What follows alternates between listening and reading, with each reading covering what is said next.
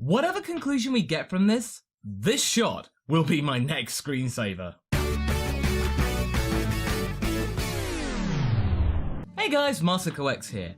Now that the bulk of the Future Trunks arc is done, we can start to reflect on the past 19 episodes and how we feel towards them, particularly its main villain, or one of the two, Zamasu. Truth be told, we still have an episode or two before Zamasu's completely gone. Whatever state he's in right now seems to be all twinkly and sparkly. And most likely dealt with the Omni King because Goku has finally remembered something! Now I've pretty much covered Goku Black and Zamasu's plan to rid the world of mortals, so I don't want to tread old ground here.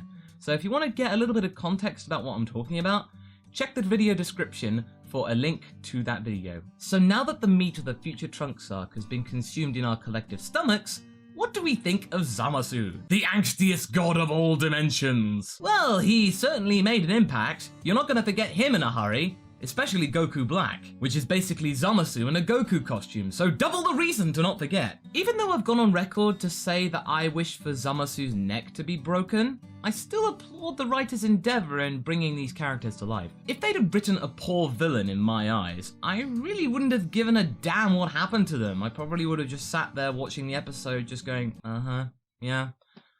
Alright, okay, when are they gonna get to the fireworks factory? Or I would have barely commented.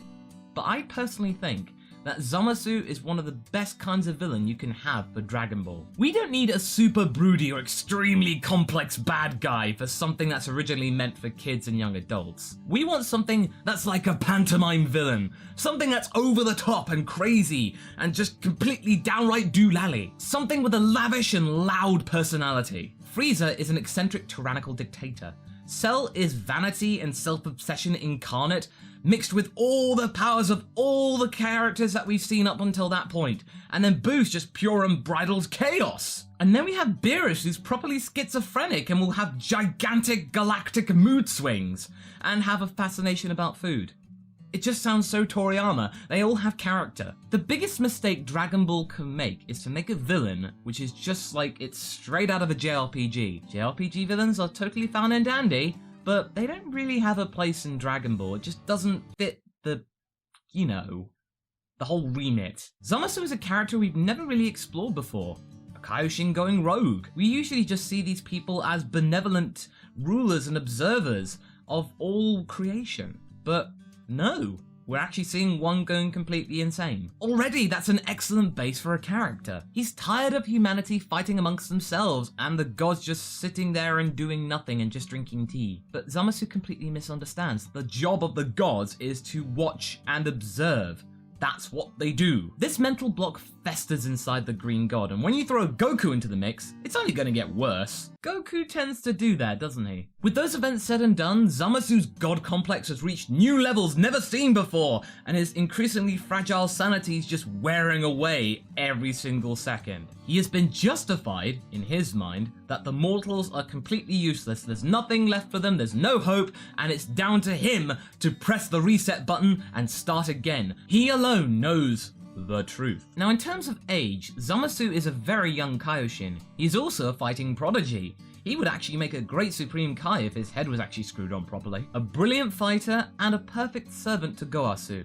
A good apprentice in the making. But ultimately, he's a teenager trying to figure himself out in life. Now I know that Kaioshin live up towards like 75,000 years, so Zamasu's probably been around for a few millennia, but still, he's a teenager in scale. Had he actually not possessed strong will and energy and be able to take on Goku from the get-go, would he really have been a threat? Not really. He would have just slowly gone madder and madder, barking out insults and shouting at people. He would have just been likened to the village idiot and then carted off to some kind of insane asylum with the Kaioshins, as the godly equivalent of a straitjacket. Goasu would have just found another apprentice and then that would have been that. His immense potential power was a great platform for his plan to take hold. Once he found out that mortals were daring to challenge the gods in terms of power, he felt vindicated to be able to pursue his plan. He then found out about the Super Dragon Balls. He then found out about how to wish them and get whatever he wants.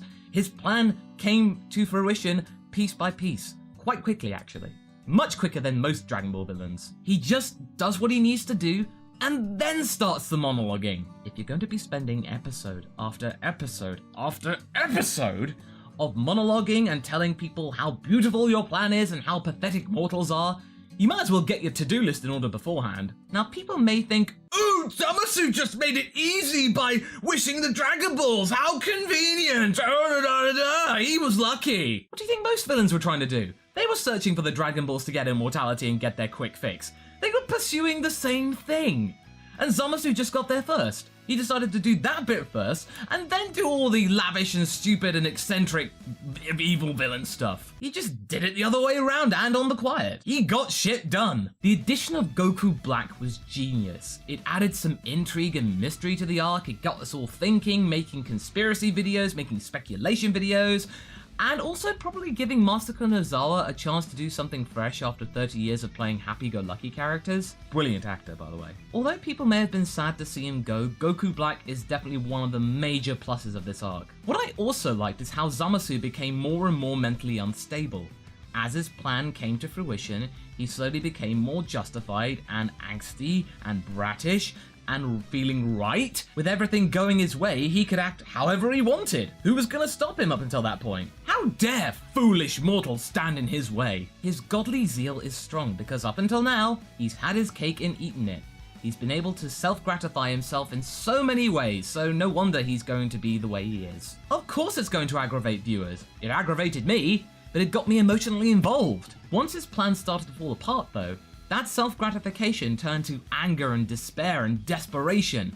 That complete destruction and degradation of his personality and complete integrity is something that I loved. He didn't realize that Goku Black, or himself, was being corrupted by Goku's Saiyan-like pride and desire to fight and grow stronger. It was getting in the way of the mission.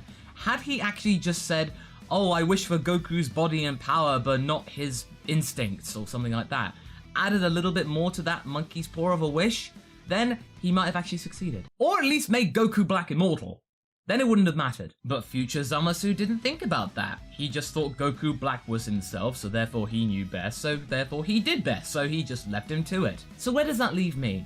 I think Zamasu is a good villain, but not the best villain. Cell gets that honor for me, but that's for another video. But he is a very solid bad guy in a very solid arc. So what did you guys think? Did you like Zamasu and Goku Black's dastardly plan?